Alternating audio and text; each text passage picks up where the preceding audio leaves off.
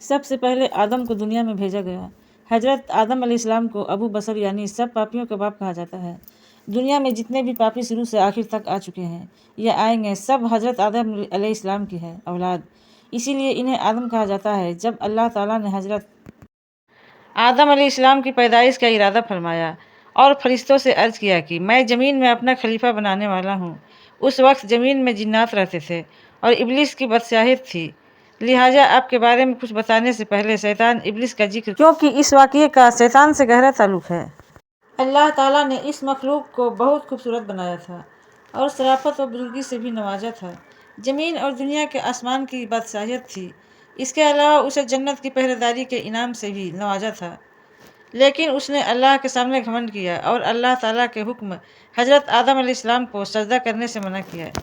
کرنے پر اللہ تعالیٰ نے اسے اپنی بارگاہ سے نکال دیا اور اسے شیطان میں بدل دیا، اس کی شکل بگاڑ دی اور سارے رتبے جو اللہ تعالیٰ نے اسے عطا کیے تھے چھین لیے، اس پر اپنی لعنت فرمائی، اس کو اپنے آسمانوں سے نکال دیا اور آخرت میں اس کو اور اس کی پیروی کرنے والوں کا ٹھکانہ جہنم قرار دیا۔ ابلیس فرشتوں کا سردار تھا، جنت کے باغوں کی دیکھ بھال کرتا تھا اور دنیا اور آسمان دونوں کی بادشاہت ملی تھی۔ ابن جریر رضی اللہ عنہ سے روایت، ابن عباس رضی اللہ عنہ کے حوالے سے، فرشتوں کا ایک قبیلہ جنات سے تعلق رکھتا تھا، ابلیس انہی میں سے تھا۔ اس قبیلے کے فرشتوں کی آگ کی گرم لو سے پیدا کیا گیا تھا۔ یہ لو شعلے کی طرح نظر نہیں آتی، لیکن صرف محسوس کی جا سکتی ہے اور ساری گرمی اسی میں ہوتی ہے۔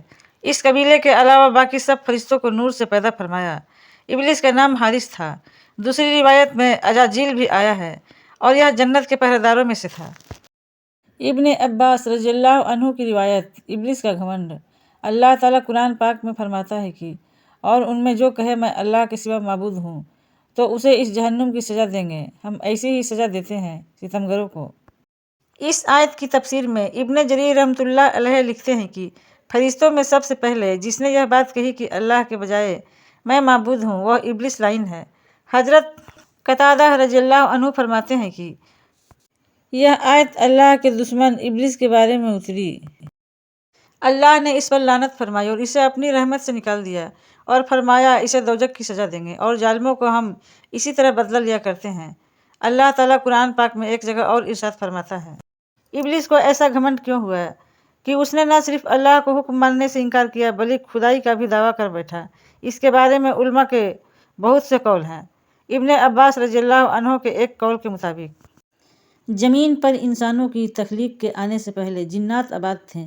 ایک بار انہوں نے زمین پر فساد پھیلایا، ایک دوسرے کا قتل کیا اور خون بہایا۔ اللہ تعالیٰ نے ان کے فساد کو ختم کرنے کے لیے ابلیس کے فرشتوں کو ایک گروہ کے ساتھ بھیجا۔ یہ وہ گروہ تھا جسے جن کہا جاتا ہے۔ ابلیس نے اور ان فرشتوں کے گروہ نے ان سے جنگ کی اور انہیں زنجیروں اور دور دراز کے پہاڑوں میں دھکیل دیا۔ اس کارنامے سے اس میں غرور پیدا ہو گیا، لیکن فرشتے نہ جان سکیں۔